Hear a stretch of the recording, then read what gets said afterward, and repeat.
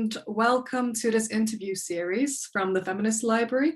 My name is Soria and I'll be your host today. So the Feminist Library itself is a large collection of women's liberation movement literature. This is based in London. We have an assortment of inclusive intersectional feminism ethos, and the library itself is run by a team of dedicated and enthusiastic volunteers, such as myself. We are making some incredible feminist content for all of you out there. So please make sure to like our videos and subscribe to our YouTube channel. And I'm so pleased to be joined by our guest, Pelumi Odubanjo. Pelumi, you are an interdisciplinary artist, a curator, a researcher, and a writer. Your work uses artistic works and artifacts to explore the links between intersectional identity, care, migration, and healing. You are also the co-founder of Contact Collective, an art research collective that explores social space in a time of human capital and social distance. You curated for the Tate Exchange at the Tate Modern, and you were also selected to be the curator in residence with the Black Cultural Archives in 2020. We are very excited to have you here today. Oh, thank you for having me. And yeah, it's so weird hearing your bio read to you, but yeah, thank you for having me. No worries, not at all. So I would like to start off with the first question, which actually covers quite a few topics and mostly your own professional artistic background and experiences. So your work from the outset seems that it interacts with quite a few diverse topics, ranging from care to healing to migration and health. So from all these topics, what message or feeling do you usually try to convey when curating exhibitions? And also, where do you find the inspiration for these? Oh, wow. Well, again, thank you for having me, Soria. And it's great to be in conversation with you because you guys are doing such incredible work at the library. So thank you. And God, where does my inspiration come from? I guess when I curate or work with institutions, organizations, or collaborate with artists, it's very much that. I always look at it as a collaboration, not just between myself and the artist or myself and the work, but very much keep in mind that external people will view the work, people come with their different views and opinions. And I guess it's kind of my role to touch upon all these different views and just make the work as accessible as it possibly can be for a wider audience. So I guess just thinking about the wider communication and the possibility of visual arts in that sense. And also communities. I think there are so many spaces, galleries, art spaces generally, which are established in smaller communities. And those are the places where I really like to work. Quite similar, I guess, to the Feminist Library and where that is and what you engage in. I think that's really important. And for example, the last exhibition which I curated was by an incredible photographer called Elisa Maurice-Vai from France. And her work was very much about the communities of Mauritius and the stories that she collected and the work that she did with that community there. So I really saw my role, I guess, in that exhibition context as relaying these stories and actually doing service to these stories, these real life stories of people that existed and do exist. So it's a bit of a long answer. But essentially, yeah, it's very much about community stories and just really elevating these in, display and how work, particularly photographs, are seen and observed. Amazing. And from what you've mentioned, your previous exhibition was based on photography. Do you find yourself veering more towards photography in general? And if so, may I ask why? Yeah, so I do. And I guess on one side, it's kind of obvious. It was kind of obvious to me that I would specialize in research and in curating photographic practices. It's always something I've been so interested in. But on the other side, I've kind of accidentally fallen into this lovely relationship with photographs and just really exploring what exists beyond the image, and just interacting with photographs in a very different sense, beyond it being, well, actually beyond, and also recognizing that it is a material artifact, and also kind of questioning what that means in the context of a gallery space, or even not a gallery space, and I guess an informal space of viewing art. So photography, yeah, it is, I guess, my specialty. And I don't know, I feel like everybody loves photographs, but they don't exactly know why. And I find that really interesting, that everybody has their own personal relationships to images, and whether it's how they see themselves, how they see other people, why they choose to look at other people, why they choose to look at certain images. I just find that very, very fascinating. And I work a lot with Black photographers in particular, minority ethnic photographers, and it's working with them essentially just to basically talk about their work, which I find to be the most fun thing ever. So yeah, I love photography, and it's something that I will continue to pursue, I think, for quite some time. Of course. I also love photography. Nice. In love with it, and I think it's something to do with the fact that it's immediate. Yes. Be yourself, your surroundings. It's accessible to lots of people, and especially people of color and the global majority. It's easier for us to interact with photography. We have our phones, we have our laptops. In general, it's very definitely. And just to add to that, I think it's something very special, of course, particularly when photographing Black and minority ethnic people, because we know images of us exist, and yet on the kind of wider, more formal platforms, they seem to not exist. And if we don't document ourselves, our communities, it's very unlikely that other people will, or at least for ethical reasons, I think. So it's a very special medium, and like you said, it's immediate, it's real. It exists, whether it's fabricated, whether it's fictional photography. I always feel that the image is real, and it comes to life, like life through that photographer. So yeah, it's a cool medium to explore. No, definitely. And then from moving on to your experiences, even in photography or other art forms, do you believe that your own experiences as being from a specific background, being a Black woman, affects the way you perceive art and the way you interact with it? 100%. I think so. Yes, essentially. I don't know, I think we have to look at art differently. I think there are many reasons why we have to. I guess one part of it, again, is the exclusion of our image in like art history, the history of art even.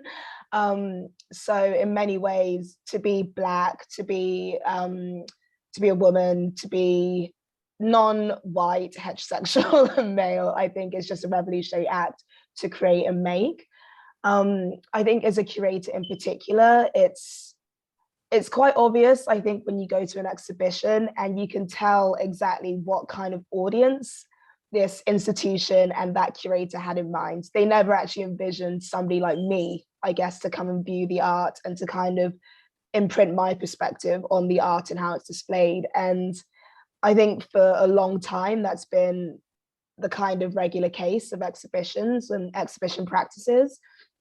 And this kind of goes from display to language to, where galleries are actually placed, just in general accessibility to arts. And yeah, I think many non-white curators will also say the same. I think they might say it better than me.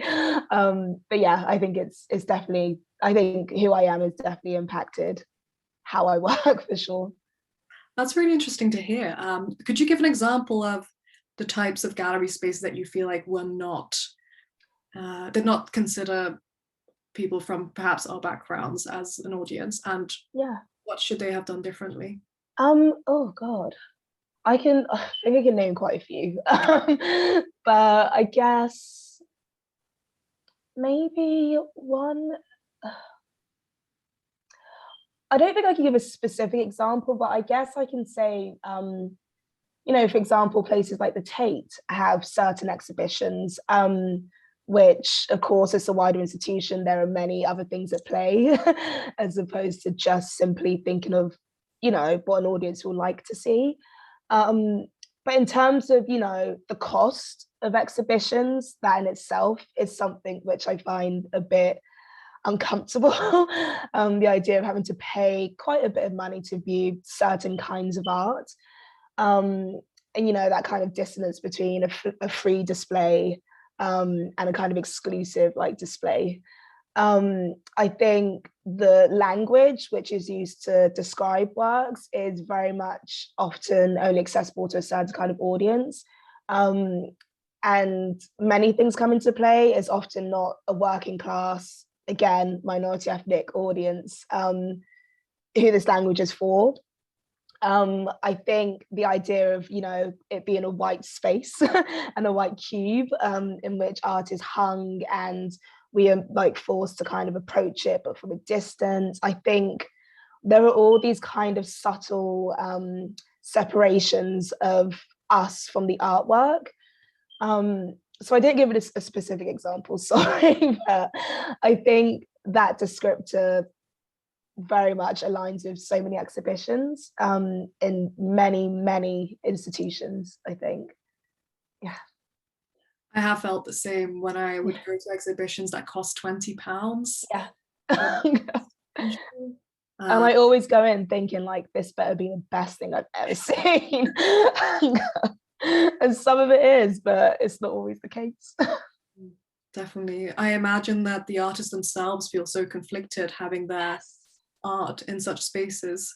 You know what, I've never actually thought about that specifically, because in many cases, exhibitions which do cost about £20 or so, oftentimes the artist is deceased and they don't necessarily have like a say in that. And I guess there are so many artists who do work with very, again, like community-led spaces who, you know, don't necessarily charge. If they do charge, it's not that much.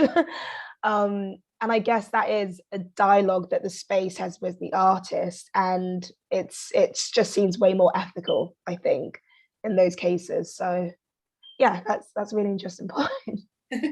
I only because I think if I was an artist, that would really make me quite angry at all times. I think so. Same, for sure. Great. And then moving on from there, in your opinion, what do you see as being the purpose of art? Is it to be healed? Is it to be soothed by art? Or should it trigger, awaken, inspire, explore? Yeah. What do you think? What is the purpose of art? Oh my God.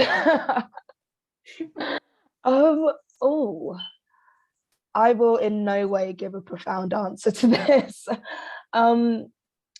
But I guess for me, the purpose of art and why I've actually chosen to in any way pursue the arts is very much, I guess it's about what art can represent and the stories that it could tell. And it's very much stories that, with what I'm interested in the kind of art I'm interested in, it's stories which aren't told, well, they just haven't necessarily been told in other formats. And if they have, I think art just has a very unique way of, again, making it, I don't really know the word, I guess accessible is one way to look at it, but also, I don't know, I think images can just reach wider audiences than words. And I just think it's special. And I guess art from Black communities and Black individuals in particular, I think have been so revolutionary in the ways that, you know, we've painted, we've taken photographs, we've drawn, the way we've weaved textiles, the way we've created fabrics. I just think there is so much history embedded in not only the methods as well, or not only the images we see, sorry, but also the methods and the kind of steps it's taken to actually create these methods.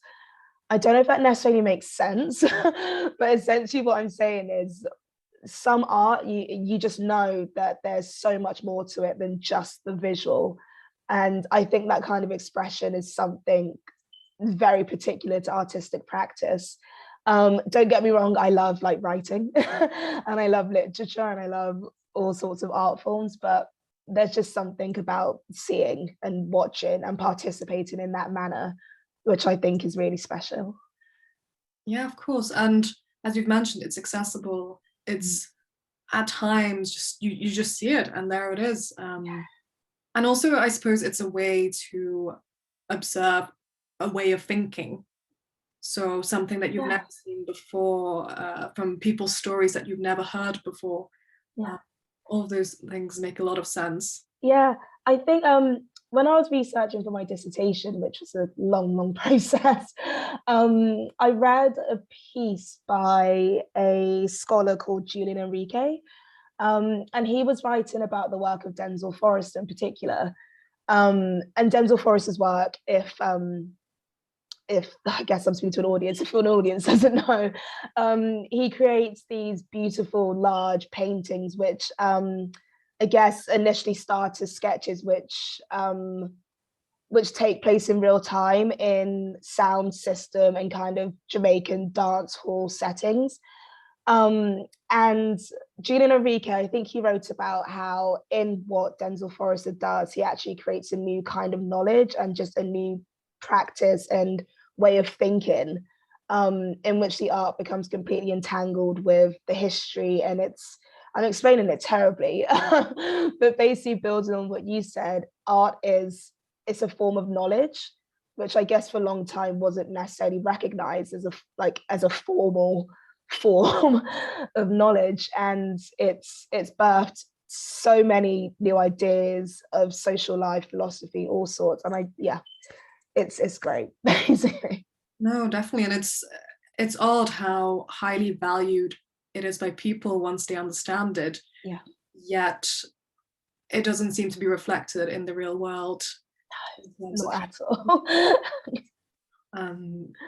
Anyways, that's a whole nother topic. It is. We'll get to that. And haven't spoken about, for example, I'm a brown woman. I'm originally from Afghanistan. There's been fetishization of Afghan people who are brown but have blue eyes, green eyes. Let's not mention names, but we know a photographer who really zeroed in on that and profited from it a bit.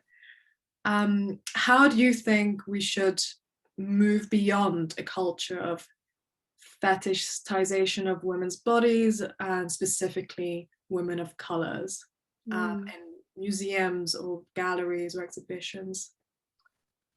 I think, well, immediately what pops to mind of that is allowing us to actually control our own images. And this includes, I wouldn't even say allowing us, because we do take our own images of our communities. We do write about our communities. We do paint our communities. It's just whether these are the artworks per se that, are given the chance to be shown, I guess, to a wider audience. It's often, as you said, when it is images, or when there are images of brown women, of Black women, of, queer bodies, disabled bodies, etc. These aren't images taken by us. These aren't narratives which we actually have that much say and control in. I do think it's very difficult to subvert that if the person controlling the image isn't from a community, or at least isn't, well, I guess, it isn't from the community. So I think we need to do that. I think that's honestly a key to unlocking so much. I guess in the context of photography and an artist who I won't mention, but many artists who have profited off images of, you know, going to places like Africa and taking pictures of, you know, hungry African children or villages, or like zooming in on like, you know, these really cool tribes and like and like nothing at all is being actually given to these communities and these people. I think that needs to stop. I think the fetishization of the other just simply needs to stop. And one way of doing that is, I guess, in one way, saying no to these kind of external people trying to peek in in environments which they don't necessarily exist in naturally. And I know there are other methods which many artists are simply doing, whether that's forming their own spaces, forming their own platforms, which means there's then opportunity to give others of their community more opportunity as well. I think that's also a great method. I mean, I guess like Rona McKenzie and her opening home recently is like an art space that's completely led by her. You know, it's her space, and she grants opportunities to artists who may not be able to exhibit in the Tate at certain points in their career. And I just think that is such a great example of how to combat these things. That was a long answer. I'm so sorry. So from what I understood from your points is essentially own the spaces and then expand it to other people. Yes. Who are like us, or who don't have the ability to make their art be heard, be seen. So that's, and it's definitely easier said than done, unfortunately, in the current climate we're in. But it can be done, and I think we just need to be given more opportunities to do this. And I hope it changes. I guess we can say that it has changed slightly, but I'm always a big believer there can be more. So yeah, hopefully that happens. And then moving on from women's bodies, art in itself, it seems that the more difficult your story has been, your past, your histories, the more that is really gobbled up by museums, by art goers, by buyers of art. What do you think about that? Essentially creating art from your trauma to the point where the trauma itself becomes a fetishism. Well, I think you honestly just answered that perfectly. I think there are too many examples of trauma being this kind of object for desire of those who, you know, those who have a certain level of distance from it in life. And, you know, I recently did a talk at the Tate towards the end of last year. I was completely terrified. But the whole theme around the talks, quite a few different researchers gave a talk. But it was all around art and ecology. And I did my talk on the work of Ernest Cole, who's a South African photographer, who took many images of South Africa under apartheid ruling. And a lot of his images are like extremely disturbing to look at, extremely harrowing, and show acts of violence, whether it's explicit, whether it's a physical act of violence, or whether you can very much see the emotional kind of effects of violence. And I think I spoke about how we view images of violence and suffering and what that actually represents in a wider like sphere of how we look and how we view. And I think I had to recognize even my position. I'm not South African. I grew up in London. Like I start to recognize that in that sense, I myself have a certain level of distance with the kind of events of these images and who I am. And perhaps in many ways that made it easier for me to speak about these images from my perspective. And I guess what I'm trying to say is we need to recognize this a lot more. We need to recognize our actual subjectives and again, why we look at certain images and why we feel the way we do when we look at certain things. It could be, you know, a naked brown body laid bare on a canvas. And we really, I think, have to interrogate how we feel looking at this image, not just see it and think, oh, I like it, oh, I don't, but think, why do I like it? Why do I feel like I like it? It's all of these things.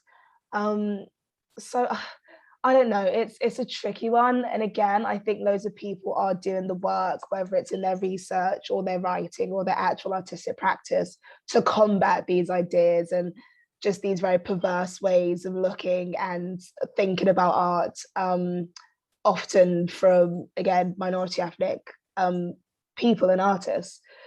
So long may that continue. But in terms of places, I guess, like the British Museum and institutions which just will absolutely never take down their displays of quite obvious objects of trauma. I don't even know what can be done with them, but people are doing such incredible work to combat them and to actually like bring the fight right to them. And it's incredible. Yeah, it is. And that actually leads us on to the next question, which is about decolonizing art museums.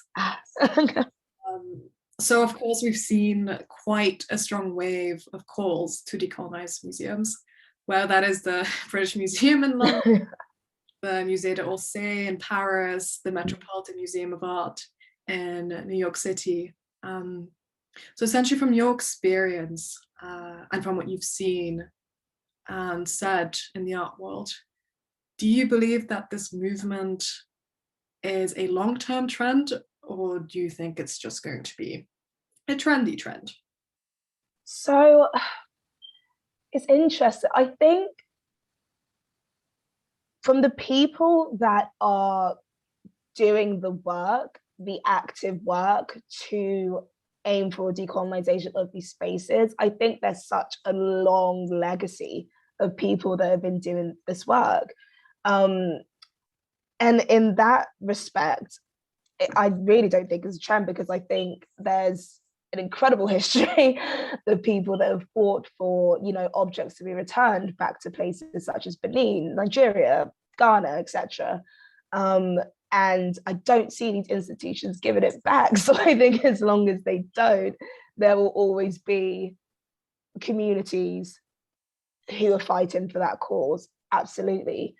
In terms of from the perspective of the institution and the efforts they actually make to decolonize, I'm extremely skeptical of it, because yes, you can put out a statement on Instagram, you know, next to a black square saying we're like actively like trying to change it as an institution, but you're not giving the objects back. And, you know, I guess many institutions could think of 1,000 excuses why they can't give these objects back, but it's quite insane, actually. And I think it wasn't too long ago that I visited the Pitts Rivers Museum in Oxford. And I think the Pitts Rivers has been quite hailed, and like, you know, people have said they're doing such incredible work just because they kind of put decolonization at the forefront, and they, I guess, in a sense, recognized that the entirety of their collection was collected in a very unethical manner. But the objects are still there and they're still displayed. And it's a weird relationship. I find it difficult to see the decolonization of museums actually occurring, because I think for that to occur, many other systems, I guess in Britain, will also have to essentially collapse for this to happen. There has to be, you know, a rewriting of, you know, ideas of capitalism and what these collections and what these museums actually represent in a capitalist society. And I don't see that happening at all. And I guess to go back, in terms of decolonization, it's not necessarily just the display that we see, it's also very much, I believe, the language and the way that these works and these histories are written about, or they're not written about even. I don't think enough institutions have actually addressed that at all. And I think many institutions need to actually grasp what decolonization actually means in 2022. So until that happens, I guess I am skeptical. I guess you can say it's a trend because it's kind of died down as well since last year. Galleries and institutions, making these pledges towards decolonizing their collections. So I guess we'll just have to wait and see when they will care again about these things. But there will always be people doing the work. There always has been, and there always will be. And I guess those are the conversations I engage in more directly as opposed to from the institution, if that makes sense. No, it does. And I suppose, how can you see change if the museums and the curators in those museums, the boards, do not reflect curators such as yourself? Absolutely. So the work might just not be done at all.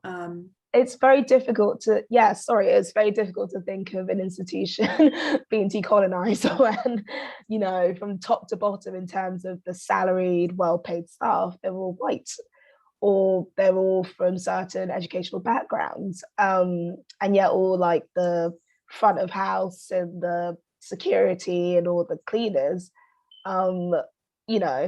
are often minority ethnic workers on minimum wages, on hourly wages even. So yeah, that's a very good point. It's difficult to think of that happening.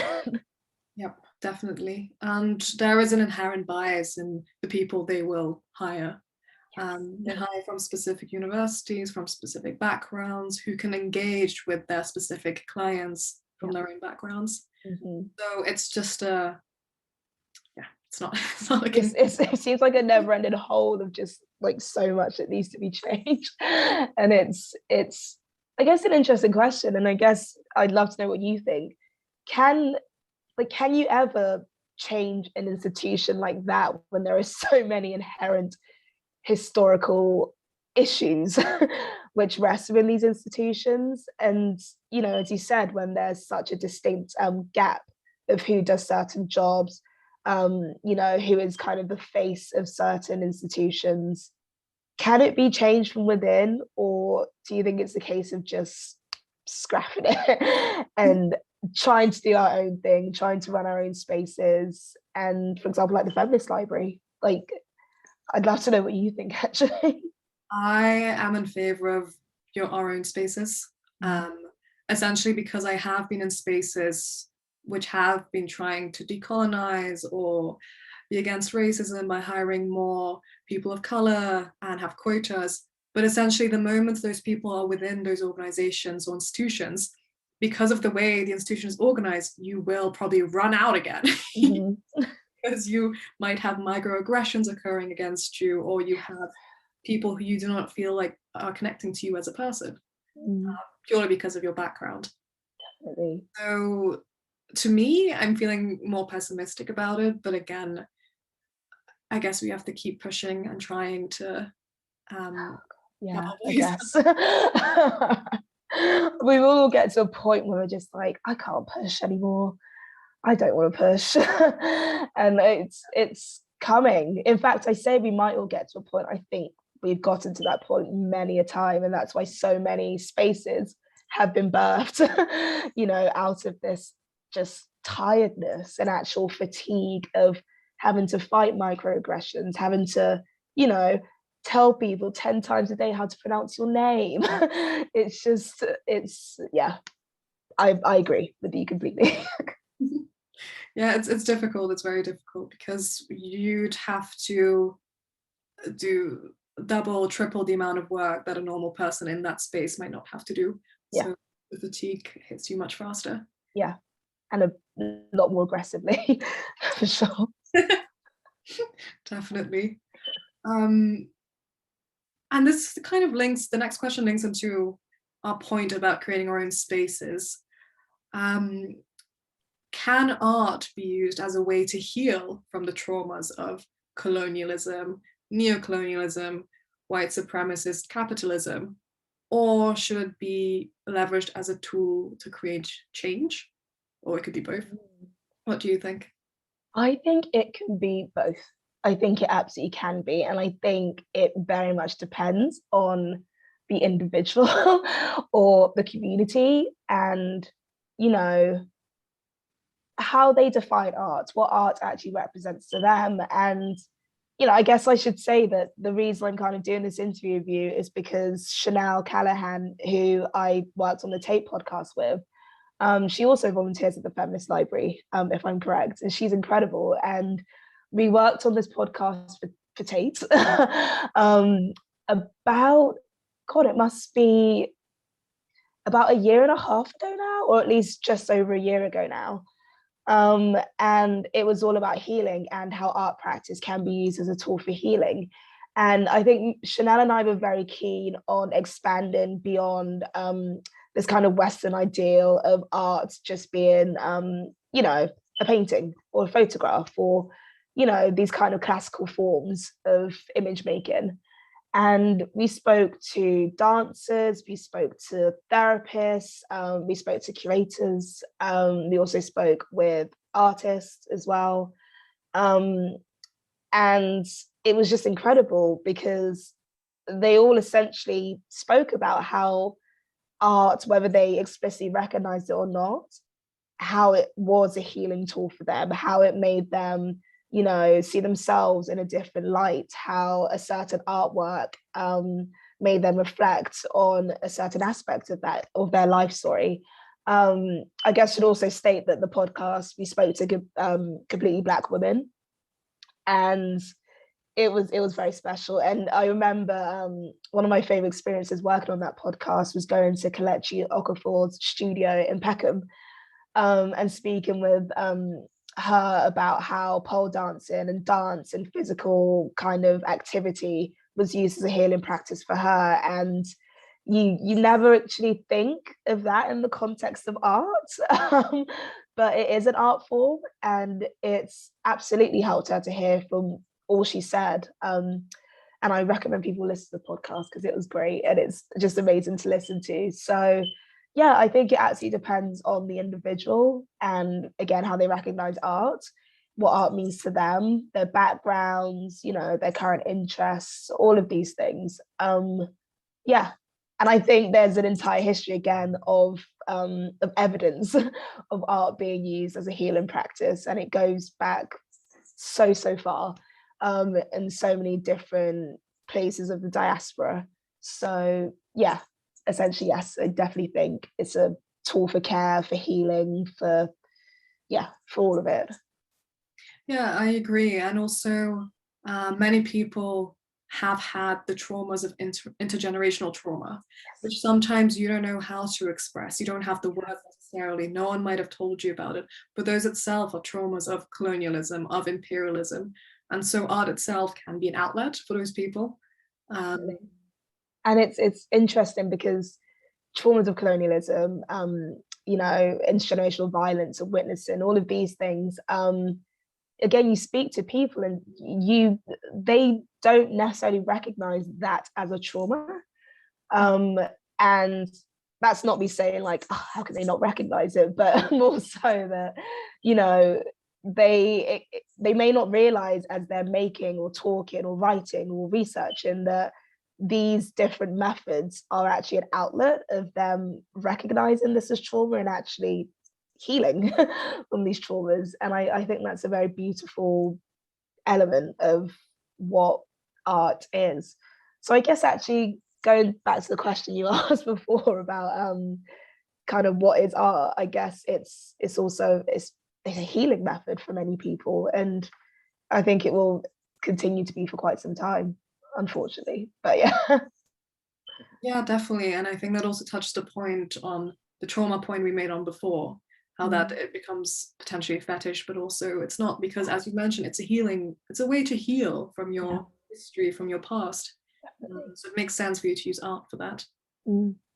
And then actually a really interesting question. So as we know, last year the statue of the slave trader Edward Colston was teared down in Bristol. In your opinion, should these statues be removed because of their racist connotations, or should we perhaps have them stay and add a plaque of explaining that, hey, this person was a slave owner? Or what do you think?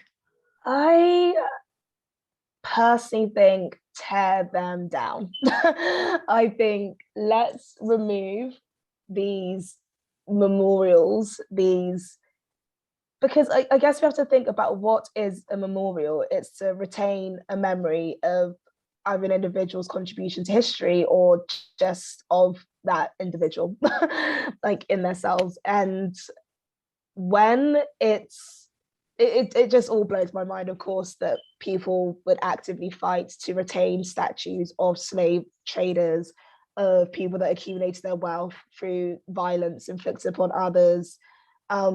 It blows my mind completely. I think we should bring them down, because I think we are literally living in a world where the history is a very white, Western-centered history. If there isn't a statue, it's in the textbook.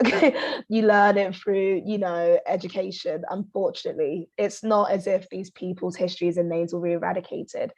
And I honestly think in many cases, I don't think people necessarily knew who Edward Colston was until that statue was torn down. And then, all hell absolutely broke loose. And in ways, it's great, because maybe not great, but it allowed people to learn about who this man was, and then I guess learn more so about history, which they never, I guess, would have accessed or dug deeper into if it wasn't for that event that occurred. But these statues were implemented by men, white men, many years ago. History moves, history changes, and I very much don't think these memories should physically be in these spaces. And what comes to mind is the new Hackney Windrush Commission, in Hackney, which was unveiled, I think, just a couple of months ago. And to commemorate the Windrush community and their contribution, not necessarily their contribution, actually, I really don't like that word in that context, but just to recognize their kind of, I guess, their lived experiences in Britain. The artist Veronica Ryan created these beautiful kind of bronze sculptures of fruit that were often seen in market trade stalls. And, I think there was a quote by Veronica saying that, this was for the people that came over, and that literally would recognize these fruit and recognize an element of home. I think that's a beautiful way of memorializing a history, a contribution, a story. I think that's stunning, and I think it represents so much more than just an individual. I don't think a statue of one man speaks to, the history, of great things that white men have done. So yes, I think the statue should be removed. I think in terms of there being new writing around it, I think we could do both. I think we can remove these statues and also perhaps say there was a statue here of a former slave trader. It's now been removed. Why has it been removed? I think that is more telling of history, and I think that's the way to move history forward, as a way to, what Britain usually does, of holding on to the past. So yeah, I think both can be done, absolutely. Just it needs to be ethical, and it needs to be done by, people that weren't necessarily the ancestors of those who erected the statues in the first place, if that makes sense. So yeah. I completely agree. I think it should be teared down, Yeah. locked up in a room. If anyone wants to see it. Yeah. I like that. If you want to see it so bad, go and see it. Go and fetch it from the river. No one will. No one will care. Yeah. I actually had this conversation with someone who mentioned that we should have a plaque explaining who this person was, the history behind how he was a slave trader, and we obviously don't believe in those values anymore, etc. But why would you have that kind of person in a public space in Bristol, where it is already quite multi-ethnic? Yes. it's very disrespectful to the community, quite generally. Yeah. And I honestly look back at last summer and all the events that occurred, you know, in terms of the kind of physical protests which happened. And that just sticks out so much in my mind because they literally toppled a statue and threw it into a river. Many people I think are like, that is actually nuts. But I hope in years to come we're looking back like, whoa, like that was something actually incredible. And was it only recently that they were found not guilty of?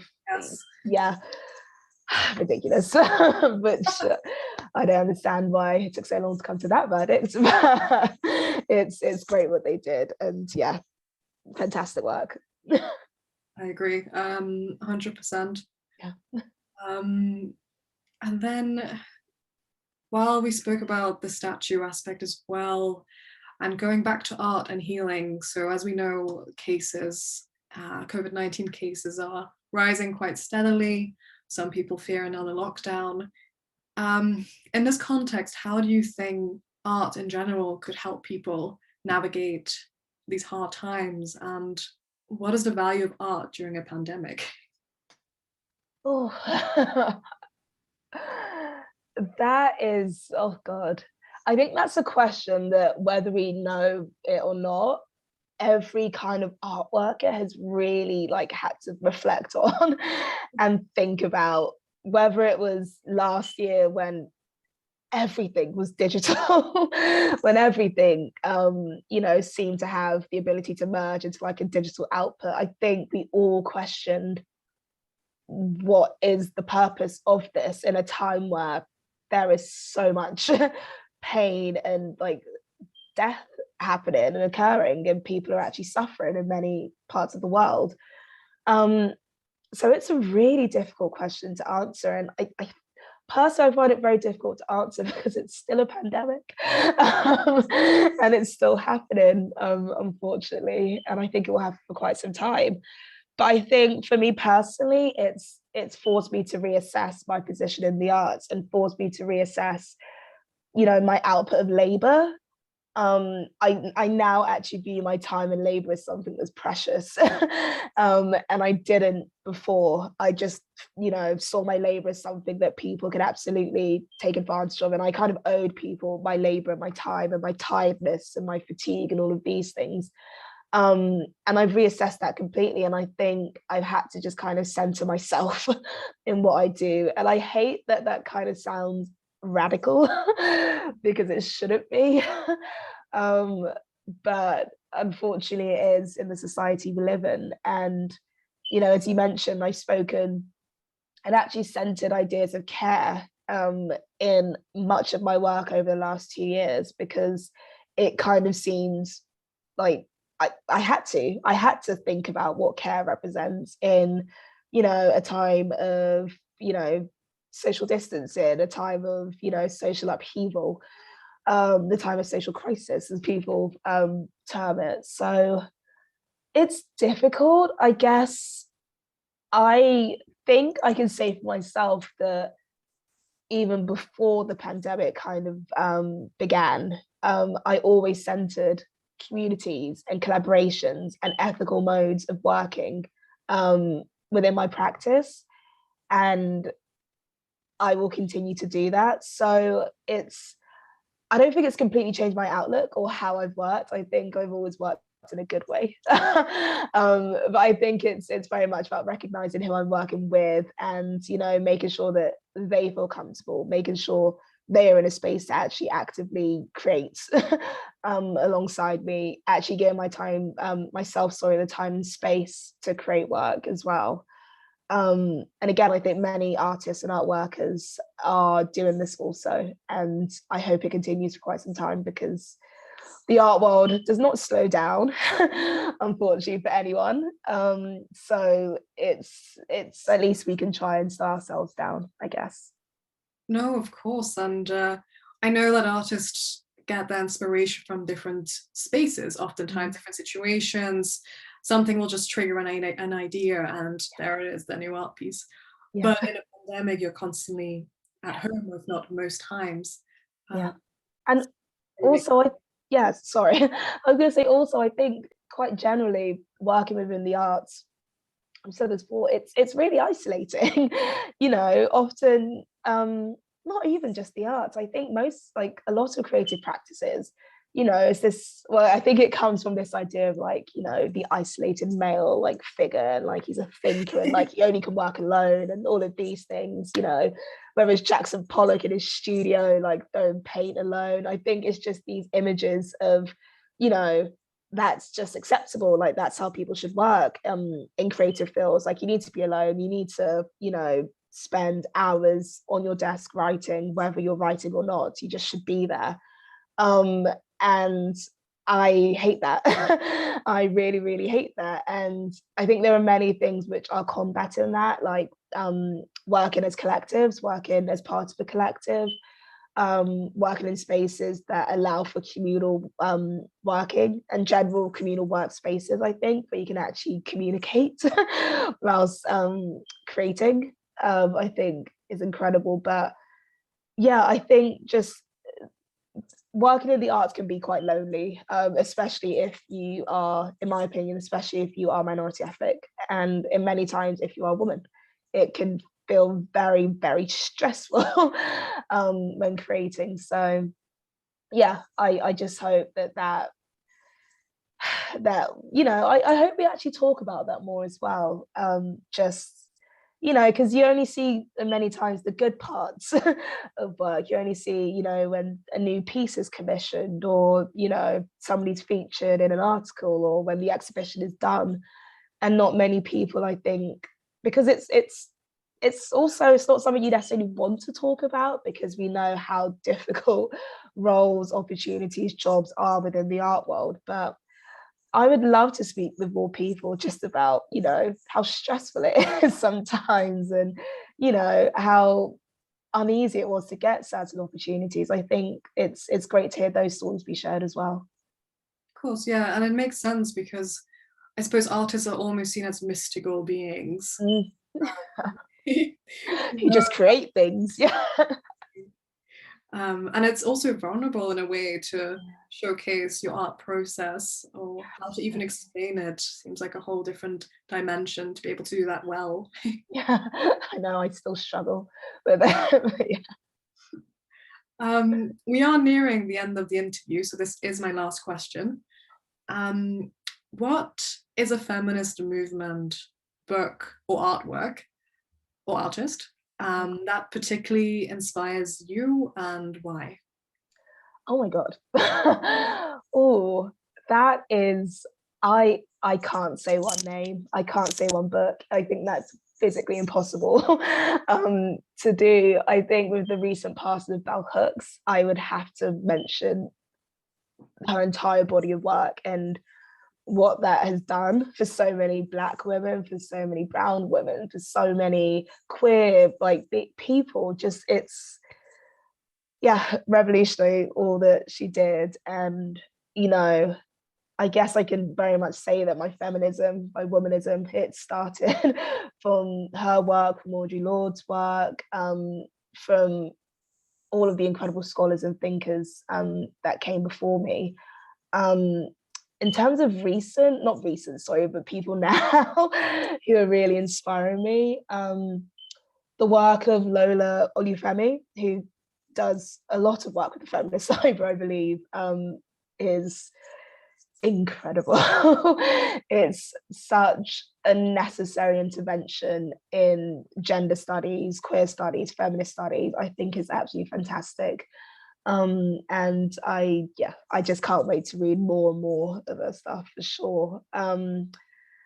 God, who else? There are artists. There are so many artists whose work completely inspires me. So many feminist work, so many kind of unique and personal interpretations of what feminism is, I think is so key. I love the work of Danielle Brathwaite Shirley in particular, and their incredible videos, and just the things they speak about through their artwork is groundbreaking, I think.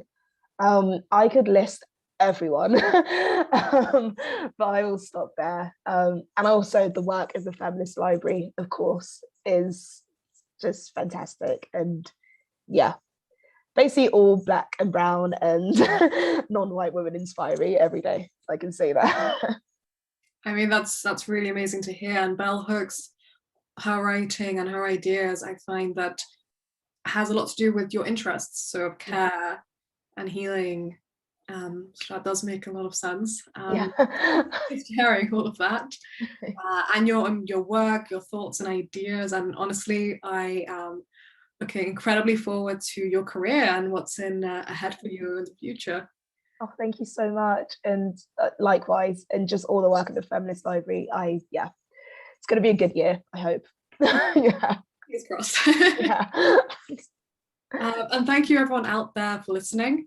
We hope you've enjoyed this conversation. And if you would like to learn more about the Feminist Library, please visit our website at feministlibrary.co.uk.